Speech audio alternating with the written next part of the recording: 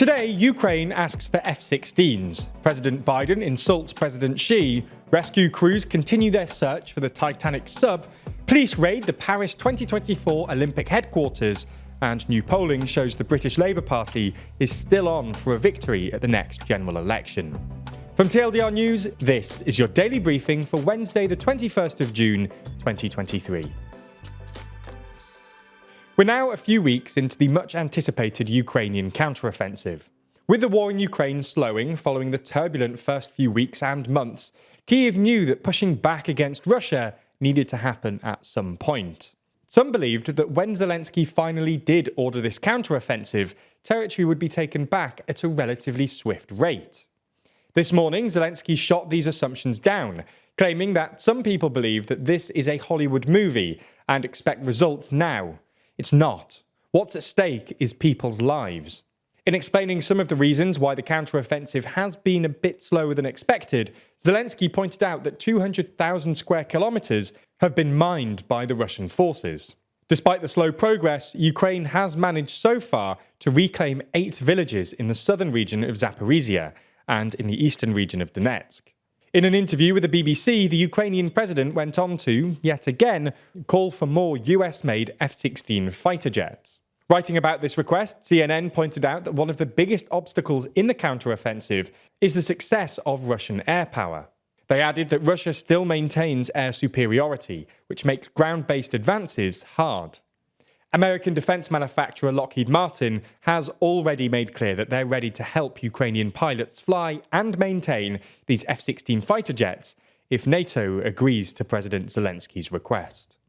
There's more on the way, but be sure to subscribe and ring the bell to make the daily briefing part of your daily routine, or just search for us on your podcast app to listen along.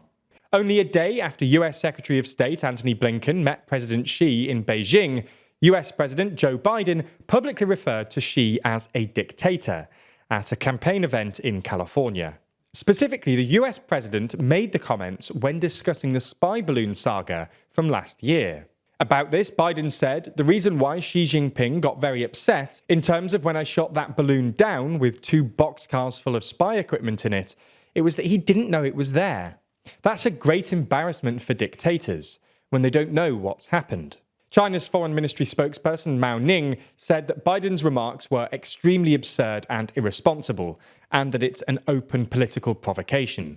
This spat comes at a particularly inopportune time, as Mr. Blinken's visit was the first by a US Secretary of State in almost 5 years, and was supposed to restart high-level communications between the two countries. Following the meeting, Xi said that some progress had been made, while Blinken said that there were still major differences between the two countries. So that's what's been happening in the US today. Let's move and discuss what's been happening in relation to the Titanic sub. As most news outlets are reporting today, the submersal that has taken passengers to view the wreckage of the Titanic has still not been found. Each hour that passes in which it remains missing increases concern for those on board, as the sub likely has enough oxygen to last only until tomorrow. The US Coast Guard is still looking for the sub, with the Canadian Coast Guard and the US Navy expected to aid the search later today. So far, the Coast Guard has conducted a surface search, with C-130 Hercules aircraft being used to try and detect the sub from the air. Frank Owen, a former director of the Australian Submarine Escape and Rescue Project, told the BBC that the sub might be able to alert rescuers if it can reach the surface. He claimed that there will be radio transmitters, strobe lights, and radar reflectors on board that will help those searching for the vessel to find it. This morning, the US Coast Guard confirmed that it had extended its search into deeper waters, and that sonars had been deployed to try and find it. In some positive news, they claim to have heard banging sounds from the area.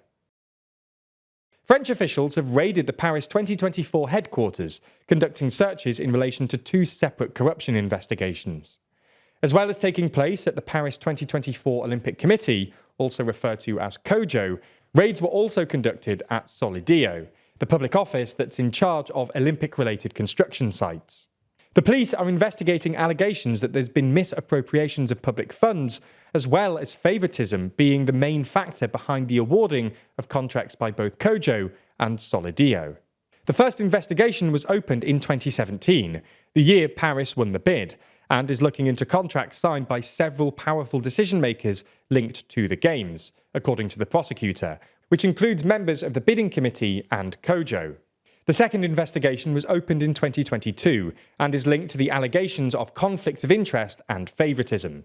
The French Sports Ministry declined to comment, and the IOC said that the organisers are cooperating fully with the authorities in this matter. The scandal is particularly damaging for the Paris organisers. Next year's Games, running between the 16th of July and the 11th of August 2024, with the Paralympics in September, are the first to have an anti-corruption policy, following multiple scandals in previous events. This includes an official from the 2020 Tokyo Games being arrested on multiple bribery charges.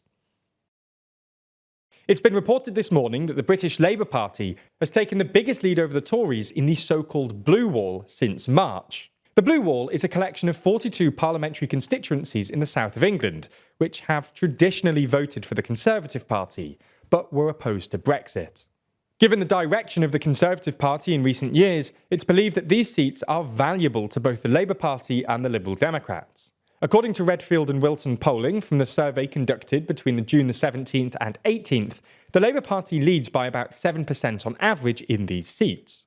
This comes from the fact that Labour are on 38% and the Tories are on 31%. In more general polling, Labour leader Keir Starmer has been successful in maintaining a Labour lead over the Tories, with it still looking likely that Labour will win a majority at the next general election.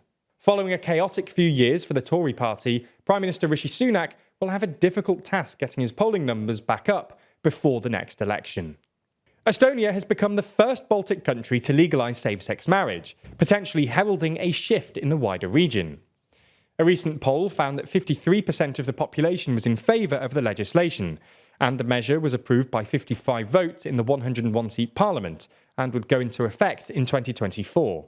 However, 38% of Estonians consider homosexuality wrong, and the ethnic Russian minority, a quarter of the population, is only 40% supportive. Still, the bill's passage is regarded as a big step forward for the region as a whole, with Latvia and Lithuania still debating same-sex marriage legislation in their parliaments. That's all we have time for on YouTube today, and unfortunately the briefing is over. Usually it wouldn't be, usually we'd have an extended edition of the daily briefing over on Nebula, but for various reasons we haven't been able to do one today. If you do want to watch extended versions of the daily briefing pretty much every day, then you can sign up to Nebula.